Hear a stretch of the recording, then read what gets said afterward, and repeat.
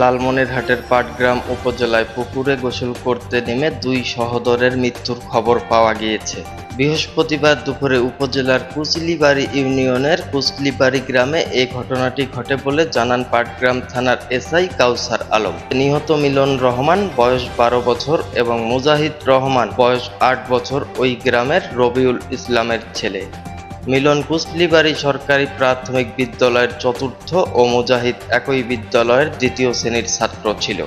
এ বিষয়ে UTV Lalmonirhat online অনুসন্ধানী news টিমকে পুলিশ জানায়, সকাল 11টার দিকে মিলন ও মুজাহিদ বাড়ির পাশে পুকুরে গোসল করতে যায়। এ সময় স্থানীয় কৃষক মজিবুর রহমান তার গরুকে গোসল করাতে ওই একই পুকুরে যান। গরুকে গোসল করানো শেষে তিনি চলে যান এবং যাওয়ার সময় ওই কৃষক দুই ভাইকে পুকুর থেকে উঠে বাড়ি যাওয়ার জন্য বলেন। কিছুক্ষণ পর তিনি দুই ভাইয়ের মাকে পুকুরে গোসল করার বিষয়টি জানান। তাৎক্ষণিক দুই ছেলেকে খোঁজাখুঁজি শুরু করেও তাদের আর সন্ধান পাননি। অপরদিকে স্থানীয় লোকজন পুকুরে জাল ফেলে তল্লাশির এক পর্যায়ে দুই ভাইয়ের লাশ উদ্ধার করেন বলে জানান কুচলিবাড়ি ইউনিয়ন পরিষদের 5 নম্বর ওয়ার্ডের সদস্য Nilufa Yasmin.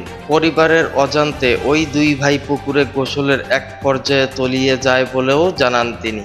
Sheikh Anisul Rahman Rajib, update TV online desk, Lalmonirhat.